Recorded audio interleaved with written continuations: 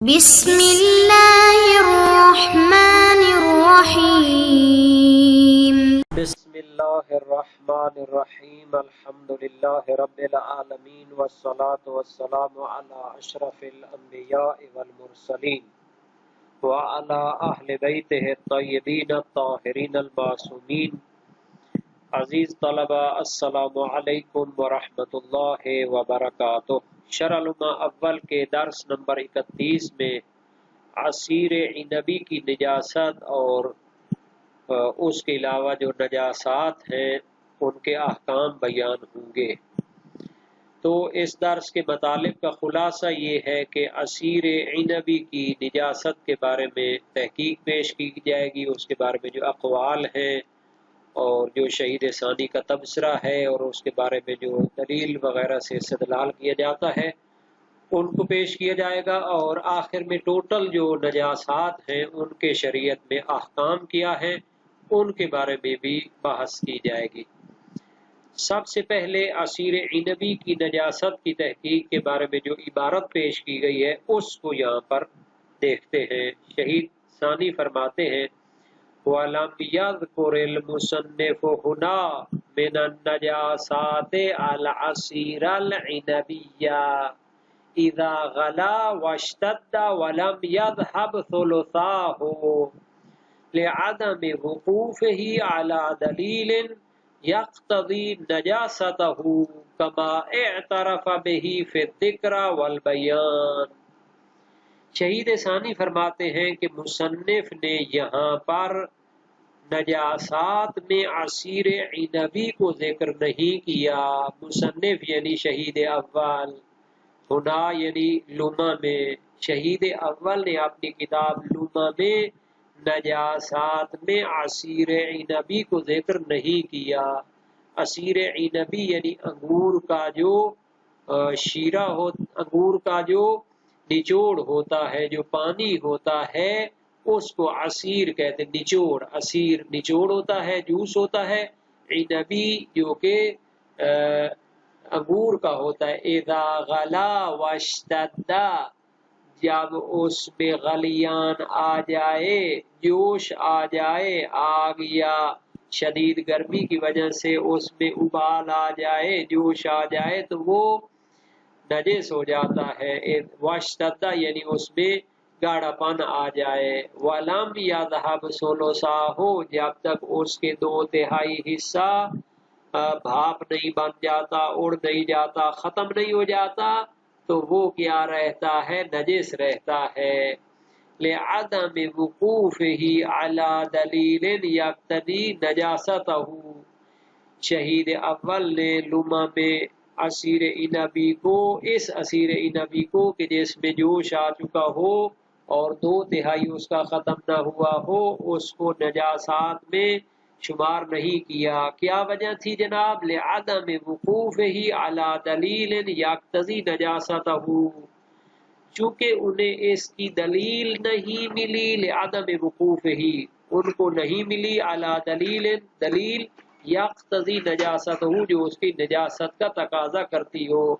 جب شہید اول کو اس کی نجاست کی دلیل نہیں ملی تو پھر وہ لمع میں اس کو نجس شمار نہیں کرتے، اس کو اس وجہ سے ذکر نہیں کرتے۔ کما اعترف به فی الذکر والبیان، جیسا کہ شہید اول نے ذکر شیعہ اور اپنی بیان جو ان کی کتابیں ہیں ان میں اعتراف کیا ہے کہ انہیں اس کے نجس ہونے کی دلیل نہیں ملی۔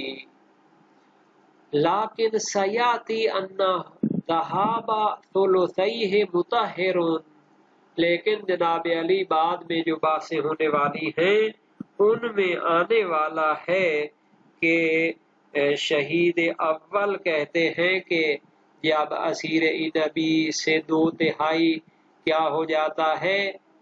چلا جاتا ہے، ختم ہو جاتا ہے تو وہ پاک ہو جاتا ہے عصیر عنبی۔ وہ مطہرات کی بات میں بھی آ رہا ہے آگے، تو وہاں پر عصیر عنبی کے پاک ہونے کے لیے 2/3 کا ختم ہونا بتایا ہے، تو اس کا معنی یہ تھا کہ وہ پہلے نجس تھا عصیر عنبی جب اس میں جوش آ چکا تھا، اس وجہ سے 2/3 اڑنے کے بعد وہ پاک ہوا ہے۔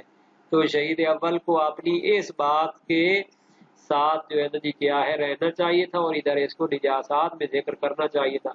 وَهُوَ يَدُلُّ عَلَى حُكْمِهِ بِتَنَجُّسِهِ، تو یہ دلالت کرتا ہے وہ بعد والی بات کہ جب اسیر نبی سے 2/3 ختم ہوتا ہے تو وہ پاک ہو جاتا ہے، یہ دلالت کرتا ہے علی حکم ہی کہ شہید اول اس پر حکم لگاتے ہیں بے تنجس سے ہی کہ وہ اس سے پہلے نجس ہوتا ہے۔ اسیر نبی میں جب جوش آ جاتا ہے، جب اس میں غلیان آ جاتا ہے، تو پھر جب تک 2/3 اس کا نہیں اڑ جاتا وہ کیا ہوتا ہے؟ نجس رہتا ہے۔ فلا عذر فی ترکہ، تو ان کے لیے کوئی عذر نہیں ہے، کوئی وجہ نہیں ہے کہ اس کو یہاں پر ترک کرے، بلکہ ان کو چاہیے تھا کہ یہاں پر اس کو نجاسات میں شمار کرتے، بعد میں اس کے مطہر کو ذکر کرتے۔ یہ تو جو ہے نا جی اسیر نبی کے بارے میں شہید اول کا رویہ ہے، اور جو ہے نا جی شہید ثانی کا اس پر تبصرہ ہے۔ اب ہم دیکھتے ہیں کہ جناب علی یہ جو اسیر نبی ہوتا ہے، جب اس میں غلیان آ جاتا ہے تو آیا یہ نجس ہو جاتا ہے یا نہیں ہو جاتا؟ تو مشہور علماء اس کو حرام بھی سمجھتے ہیں اور نجس بھی سمجھتے ہیں، اور ان کی دلیل معاویہ بن عمار کی روایت ہے امام صادق علیہ السلام سے، عن الرجل من اہل المعرفت بالحق یاتینی بالمختج، کہ اہل معرفت میں سے ایک شخص ہے کہ وہ ہمارے پاس آتا ہے مختج لے کر، یعنی یہی اسیر نبی جو ہے نا جی اس کی ایک قسم ہوتی ہے۔ یقول قطو بخا علی الثلث، وہ کہتا ہے کہ اس کا جو ہے نا جی کیا ہے 2/3 نکال دیا گیا، پکا دیا گیا، 1/3 بچ گیا ہے۔ وَأَنَا أَعْرِفُ أَنَّهُ يَشْرُبُهُ عَلَى النِّصْفِ، اور میں اس کو پہچانتا ہوں کہ وہ تو جب آدھا اس کا اڑ جاتا ہے تو اس کو بھی پیتا ہے۔ فَأَشْرِبُهُ بِقَوْلِهِ وَهُوَ يَشْرِبُهُ عَلَى النِّصْفِ، تو میں اس کی بات مان کر کے یہ 1/3 بچا کے میرے لیے پکا کے لایا ہے، اس کو پی لوں، حالانکہ وہ تو کیا ہے نصف پر بھی پی لیتا ہے۔ قال خمر لا تشربو، یہ شراب ہے اس کو نہ پیو۔ قلت فرجل من غیر اہل المعرفت ممن لا نعرفه یشربه على الثلث ولا يستحله على النصف یخبرنا ان عنده مختجا على الثلث كذهب ثلثاه وباقي ثلثه یشرب منه قال نعم۔ پھر سوال کیا کہ ایک بندہ ہے، کیونکہ شیعہ تو نہیں ہے، لیکن جناب علی وہ کیا ہے 1/3 بچا کے پیتا ہے، اور اس کو جو ہے نا جی نصف پر حلال نہیں سمجھتا، اور ہمیں بتاتا ہے کہ یہ جو میں اسیر نبی آپ کو دے رہا ہوں 1/3 بچا ہوا ہے، 2/3 اس کا چلا گیا ہے، تو فرمایا اس کو پی سکتے ہیں۔ اب اس روایت تہذیب الاحکام کے ذریعے اس کی نجاست کو بھی جانا جاتا ہے اور حرمت کو بھی، چونکہ اس میں اس کو شراب قرار دیا گیا ہے۔ لیکن جناب علی یہ روایت کافی شریف میں موجود ہے، اس میں خمر ان کا لفظ نہیں آیا، اس میں ہے لا تشربہ، تو اس کا حرام ہونا تو علیحدہ مسئلہ ہوتا ہے، ہماری بات ابھی نجاست میں ہے۔ تو چونکہ آگے کلینی روایت نقل کرنے میں زیادہ جو ہے نا جی محکم شمار ہوتے ہیں، اس وجہ سے اس کو قاعدہ طہارت کے تحت پاک شمار کرتے ہیں۔ لیکن اس کے بارے میں مزید بحث کی ضرورت ہے جناب علی۔ شارح نے مسالک میں، یعنی شہید ثانی نے مسالک میں فرمایا ہے کہ اسیر نبی کی نجاست کا جو قول ہے متاخرین میں مشہور ہے، لیکن اس کی دلیل نہیں ملی، اور نص اس کو فقط حرام قرار دیتی ہے، اور بیان میں شہید اول فرماتے ہیں کہ مجھے ایسی دلیل نہیں ملی جو اس کو نجس قرار دیتی ہو۔ لیکن وہ خود فرماتے ہیں کہ جناب علی اس کی تو بہت ساری روایات موجود ہیں۔ کون کون سی جناب؟ روایات بہت زیادہ ہیں جو اسیر نبی کو شراب کی قسم میں سے قرار دیتی ہے۔ صحیح ہے حماد بن عثمان امام صادق سے فرمایا لا یحرم العصیر حتی یغلی، کہ اسیر نبی یہ حرام نہیں ہوتا حتیٰ کہ اس میں غلیان آ جائے، تو غلیان کے ذریعے جو ہے نا جی اس کو شراب کی قسم میں سے قرار دیتے ہیں، چونکہ آگے روایتیں آ رہی ہیں۔ خبر ذری میں ہے امام صادق علیہ السلام سے اذا نش العصیر او غلا حرم، کہ جب اس میں نشیش ہوتا ہے غلیان، اور وہی اس میں آواز پیدا ہونا، صفیر اور سیٹی پیدا ہو جانا غلیان کی وجہ سے۔ صحیح ابن سنان امام صادق علیہ السلام سے کل عصیر اصابت ہو نار فہوا حرام حتی یذهب ثلثہ و یبقى ثلثہ۔ تو ان دلیلوں سے استفادہ ہوتا ہے کہ اسیر نبی چاہے اس میں غلیان ہو خود یا آگ کے ذریعے تو وہ کیا ہو جاتا ہے، حرام ہو جاتا ہے۔ ولا یطہر الا بذهاب ثلثیہ، اور وہ پاک نہیں ہوتا یہاں تک کہ اس کے 2/3 چلے جائیں، اور اسے شراب کی قسم میں سے قرار دیا گیا ہے۔ علامہ ابو الحسن شعرانی تہرانی ایک عالم تھے، متاخرین میں سے، معاصرین میں تھے تقریباً، انہوں نے بڑی دقت کی ہے احادیث شناسی میں۔ تو وسائل و شیعہ کے حاشیہ میں وہ فرماتے ہیں کہ شارع نے اسیر نبی کو غلیان کی صورت میں حرمت اور حلیت کے درمیان ایک حد فاصل کھینچ دی ہے کہ اگر اس کا جو ہے نا جی 2/3 چلا جاتا ہے تو وہ پاک ہو جاتا ہے اور حلال ہو جاتا ہے، اس سے پہلے وہ کیا ہوتا ہے، وہی خمر کے احکام میں آتا ہے۔ تو اس میں جناب علی یہ باتیں جب موجود ہیں تو یقیناً وہ شہید ثانی نے بھی ان کو بتایا ہے شہید اول کے نظریے کے، کہ جب وہ خود کہتے ہیں کہ اس کا 2/3 اس سے اڑ جانا اس کو پاک کرتا ہے، تو پھر اس کو یہاں پر نجس بھی شمار کرنا چاہیے تھا۔ پر یہ ساری باتیں ہیں جو اس کے بارے میں بیان ہوتی ہیں۔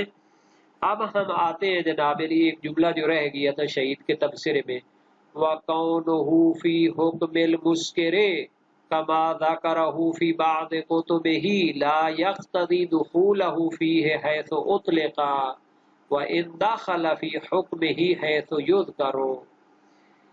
اب یہاں نجاسات میں شہید اول نے فقط شراب یا نبیذ کا نام لے کر ان کو نجس نہیں قرار دیا، بلکہ شراب اور نبیذ ان ساری چیزوں کو مسکر کے ضمن میں نجس قرار دیا ہے۔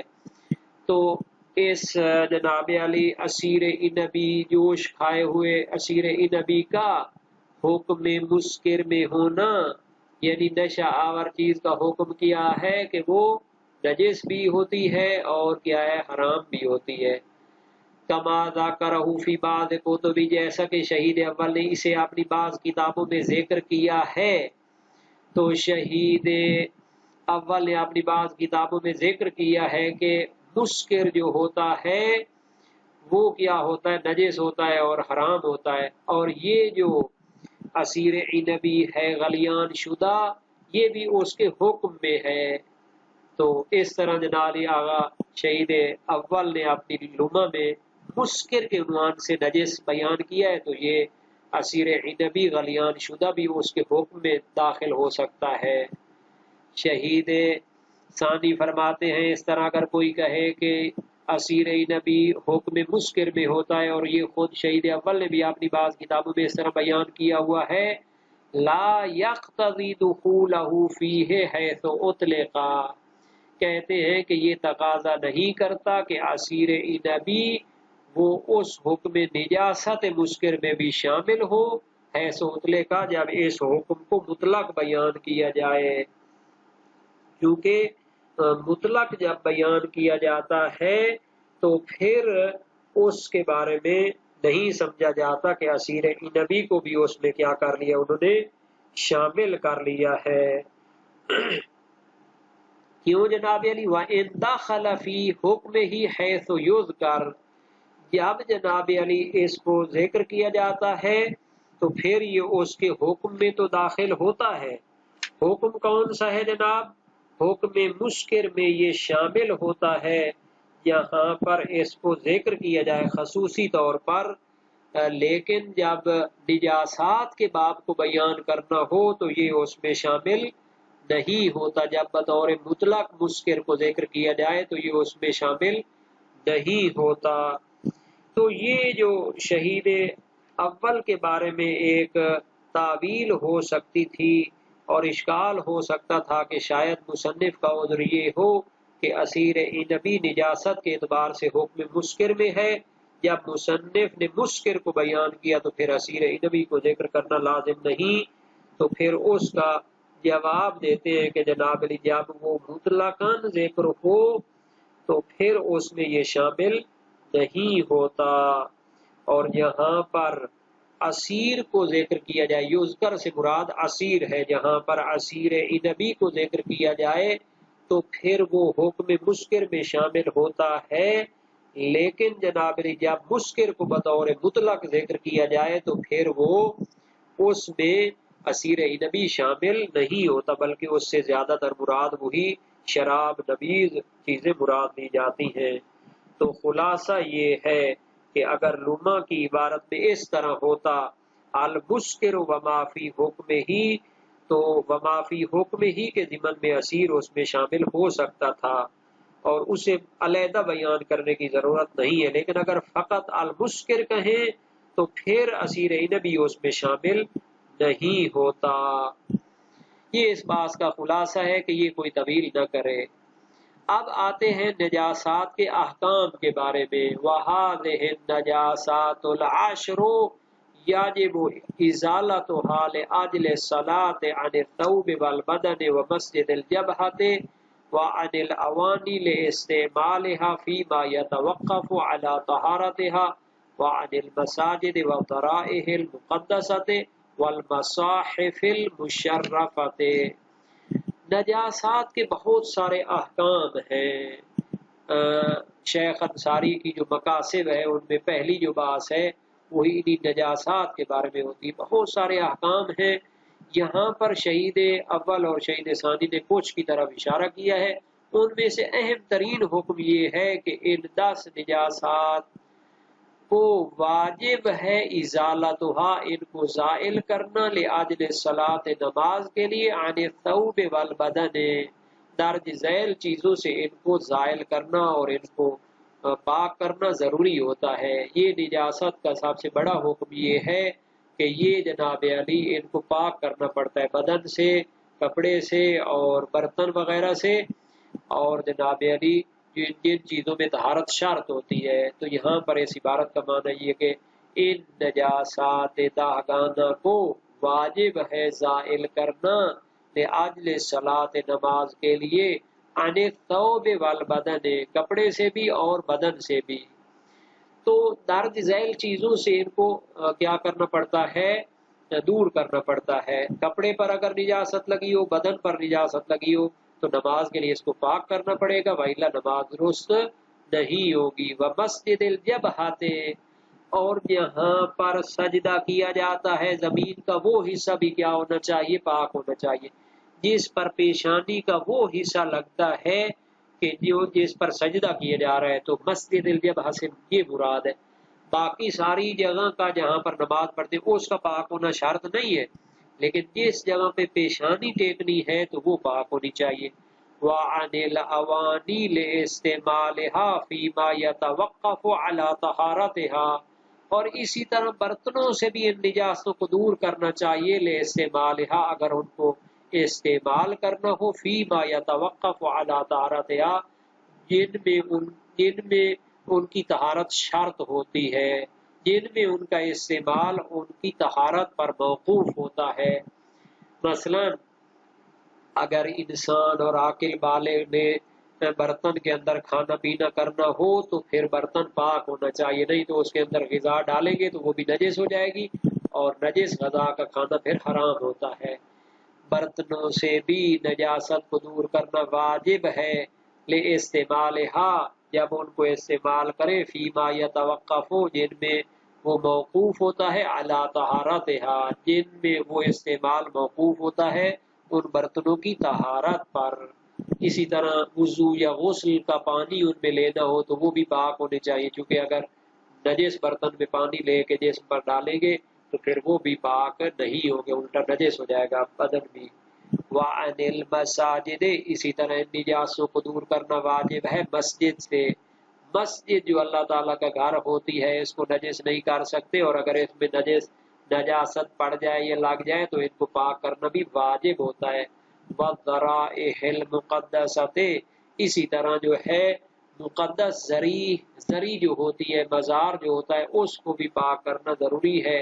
یعنی ائمہ اہل بیت، نبی اکرم صلی اللہ علیہ وسلم کے جو مزارات ہیں، زری ہیں، ان کو بھی پاک کرنا واجب ہوتا ہے۔ والمصاحف المشرفۃ، اور جس مصحف اور کتاب پہ قرآن مجید لکھا جاتا ہے اس پر بھی اگر نجاست لگ جائے تو اس کو بھی پاک کرنا ضروری ہوتا ہے۔ تو پہلا جو سب سے بڑا حکم ہے نجاست کا، نماز کے لیے بدن اور کپڑے سے ان کو پاک کرنا چاہیے، جہاں پر پیشانی ٹیکنی ہوتی ہے نماز کے لیے ان سے پاک کرنا چاہیے، اور جن برتنوں کو پاک جو ہے نا جی مقاصد کے لیے استعمال کرنا چاہتے ہیں اور طہارت ان میں شرط ہوتی ہے تو ان کو بھی پاک کرنا چاہیے، برتنوں کو بھی، اور اسی طرح مساجد خانہ خدا سے اور ذریعہ مقدسہ سے اور مصحف قرآنی سے بھی اس نجاست کو دور کرنا واجب ہوتا ہے۔